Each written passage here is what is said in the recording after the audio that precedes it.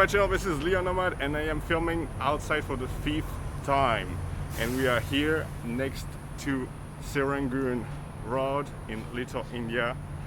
And well, I'm gonna give you a little tour like I normally do. This is a new street also close to my place. We're gonna get close to a little kind of park garden.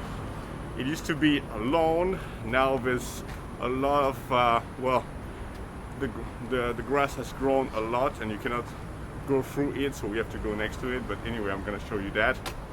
I wanted to tell you about upgrading smartphones today, and if it's a good idea or if it's not.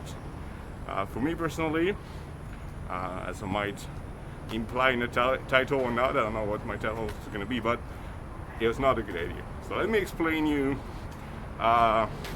basically the kind of upgrades I've gone through this past few years. As even as soon as about like 2 years ago, I only had an iPhone 4. Even like 3 years ago. I know it's pretty shitty phone, especially in 2017, right? But I got stuck with an iPhone 4 for quite a bit, a couple of years, and then finally 3 years ago I upgraded to an LG. I was traveling across Central America, and let me take this one off. And I was in Panama, and I really need a new phone to be able to take nice pictures, because back then I was not using cameras anymore. I was just thinking, okay, I'll just get a better phone. I'll be able to use, I'll mostly be using the Google Map function and the pictures function. That's what I'll be using. And so I was looking for a new phone like in Panama City.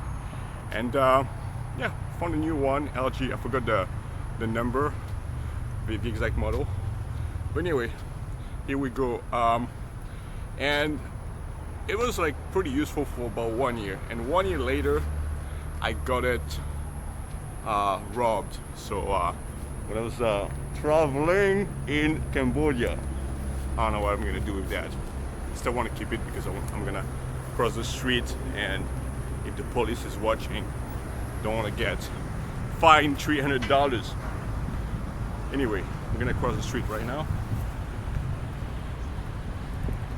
And so,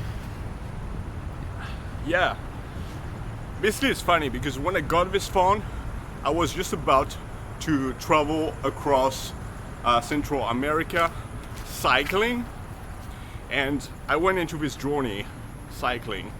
I went across Panama and a part of Costa Rica, and after, to be honest, it was just too much trouble, and I sold my bicycle and I kept traveling by bus.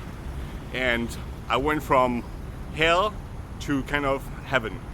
This trip that was too hard cycling because it was too hot in Central America, because it was really going up and down, and I'm not the kind of cyclist that can do that. I like it when it's pretty flat, although it can be boring, but flat is just better for me.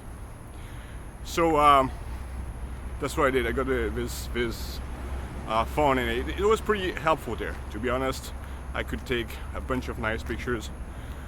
I met this really cool Panamanian girl later on during my trip. Nothing happened because she had a boyfriend at the time. Then she broke up with her boyfriend, but I was gone already. And then the funny thing is that 1 year later, when I got my LG robbed, actually I just happened to be on another trip.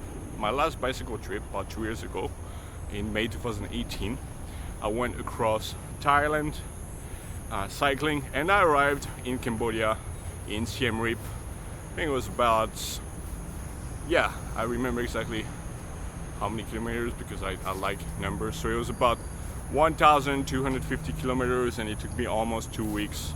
Not a great performance. It's like less than 100 kilometers a day, but yeah, it's okay, not too bad. I like to take it steady and slow. I'm not such a competitive cyclist. I'm not even really a proper cyclist, to be honest. But it was a fun trip. I was by myself again. But the thing is that was much better than the first trip in Central America. Not because I prefer Thailand, because I really love Central America. Thailand is okay. But because, yeah, it was pretty flat. And I just found some road next to the main roads, the main highways. Some small roads where like almost nobody was actually just driving their cars, so I was almost all by myself on these small roads, and it was really convenient, really nice. You had a lot of nature just like right here. So yeah, but when I got to across Cambodia, I met this dodgy guy, and well, never really happens to me to trust people too easily. I mean, I'm not, but you know, and then he just tagged along with me. He had this shitty bicycle, and he was like, "Oh, can I stay with you? Can I stay with you?"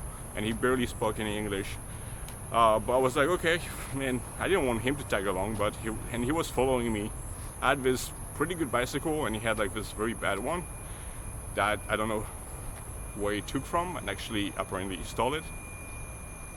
And then one day, I mean not one day, just like a couple of hours later, I'm just right there by the road taking a nap, and the guy was like, okay, he had just like followed me back there because he was just cycling at my pace, although he was he had a much shittier bike, but he was younger than me, and I guess it was just like faster than me because he managed to catch back with me.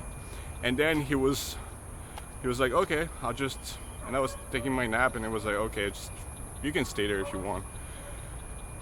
And so he was like pretendingly also napping nearby me, or just like staying and resting, and I opened my eyes again and my phone is gone. And I don't let this kind of things happen normally. I mean, I'm not, but yeah, I mean, I really didn't see that coming. It was really stupid, and I was like, okay, I got two ways. Either I try to go right and cycle after him, so he must be by the road.